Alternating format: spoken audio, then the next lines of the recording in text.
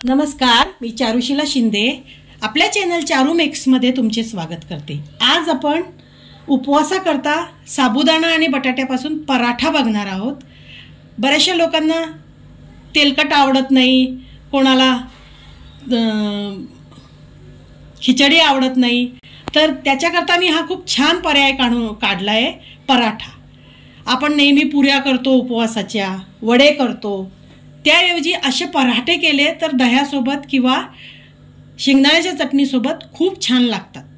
तर चला वळूया याच्या कृतीकडे। त्याकरता मी 3 बटाटे घेतले, 2 छोटे आणि 1 मोठा आहे, म्हणून मी 3 घेतले। तुम्ही 2 मध्यम आकाराचे बटाटे घेऊ शकता। आणि ह्या बटाट्यांना मी उकडून घेतलेला आहे। आणि इथं साबुदाण्याचं पीठ आहे। साबुदाणा आपला साधा साबुदाणा मी मिक्सरमध्ये फिरवून घेतलाय। तुम्ही भाजून सुद्धा फिरवू शकता, पण घाईत असले तर आपला साधा साबुदाणा मिक्सरच्या छोट्या भांड्यात थोडा थोडा फिरवून चाळणीने गाळून असं पीठ तयार होतं। किंवा मग बाजारात सुद्धा साबुदाण्याचं तयार पीठ मिळतं, पण आपल्याला उपवासाकरता करायचे म्हणून हे पीठ मी घरीच तयार केलंय।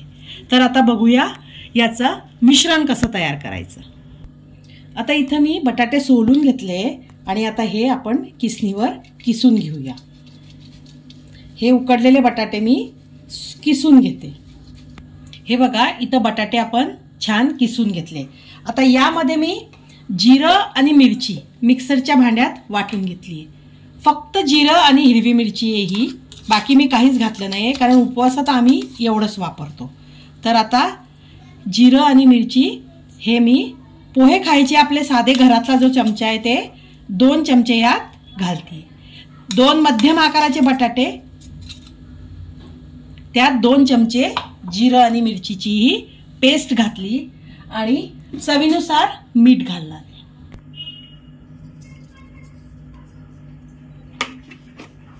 आता यामध्ये मावेल तेवढं आपल्याला साबुदाण्याचं पीठ थोडं थोडं घालून हे छान मळून घ्यायचंय।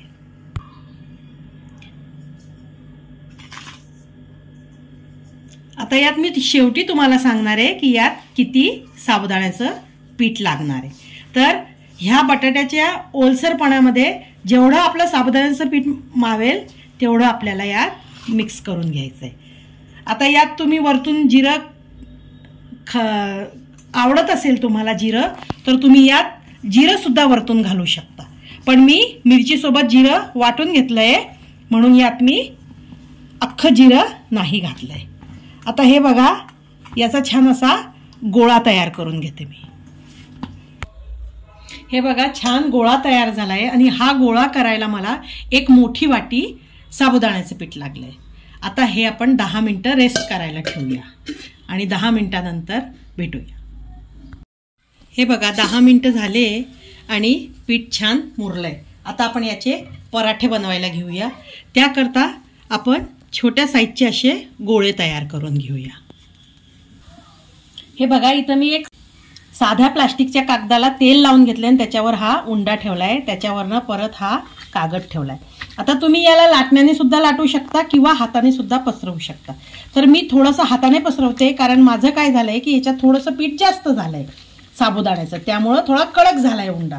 तर थोडंसं हाताने हे करून मग मी याच्यावर लाटणं फिरवणार आहे। हे बघा, इथं पराठा तर झालाय, पण हा किती याला ना असे काठ निघाले, तर याचे काठ सगळे आपल्याला बाहेर काढायचे आणि पराठा छान गोल गिटिंग करायचं। तर मी हा डबा घेतला आहे आणि डब्याने असा कापून घेणार आहे। तर पराठा छान गोल होणार आहे आणि त्याच्या कडा सगळ्या काढून परत आपण आपल्या पिठात मिक्स करून देऊ। आता इथं हा पराठा झालाय, याला शेकायचं कसं, तर याला आपल्याला ह्या नॉनस्टिकच्या तव्यावर शेकायचं आहे। नॉनस्टिकच्या तव्यावर याच्याकरता की साबुदाणा आपल्या साध्या लोखंडी तव्यावर जळून जातो। तुम्ही तव्यावर, पॅनवर, कशावरही शेकू शकता। मी तव्याला तेल वगैरे काहीच लावलं नाहीये, डायरेक्ट पराठा मी तव्यावर टाकलाय। आणि आता हा पराठा आपण खरपूस भाजून घेऊया। या पराठ्याला छोटे छोटे बुडबुडे येतील तोपर्यंत आपण एका बाजूने भाजून घेऊया। हे बघा, आपला पराठा असा फिरायला लागला, तर याला आपण पलटवून घेऊ। आता मला हाताने करायची सवय आहे म्हणून मी करतेय, तुम्ही उलटण्याचा प्रयोग करू शकता। आता ह्या पराठ्याला तुम्ही तूप, तेल काहीही लावू शकता, पण मी याला काहीही लावत नाहीये, साधा आपला पराठा शेकतीये. पराठा बघा कसा छान फुलला आहे, तुम्ही बघू शकता. हे बघा, याला दाबून दाबून छान शेकून घेऊ. पण आपण चपातीला दाबतो किंवा भाकरीला दाब देतो उलटण्याचा, तेवढा दाब नाही द्यायचा आहे. अगदी हलक्या हाताने याला दाब देऊन आपल्याला शेकून घ्यायचा. हे बघा, हा पराठा आपला तयार आहे. आता हा पराठा डायरेक्ट ताटात किंवा ताटलीत न काढता आपण अशा प्रकारच्या जाळीवर काढूया. जाळीवर या करता की पराठ्याला वरून खालून हवा लागली की तो चिकट होणार नाही, कारण हा साबुदाण्याचा पराठा आहे म्हणून. तर अशाच प्रकारे मी सगळे पराठे करून घेते. हे बघा, पराठे तयार आहे आणि मी दह्यासोबत सर्व केले. दह्यामध्ये हलकसं मीठ टाकलंय, थोडीशी साखर आणि त्याच्यावर लाल तिखट वरतून थोडंसं चिमूटभर टाकलेलं आहे. आता हे पराठे दह्यासोबत तर खूपच छान लागतात, पण तुम्ही शेंगदाण्याच्या चटणीसोबत, जी उपवासाची आपण करतो त्याच्यासोबत सुद्धा खाऊ शकता. आता तुम्हाला उपवासाला हे पराठे करायचे नसले तर तुम्ही यात कोथिंबीर घालू शकता पराठ्यांमध्ये, परत लसूण घालू शकता, आलं घालू शकता. तुम्हाला आवडेल ते मसाले तुम्ही यात ॲड करू शकता.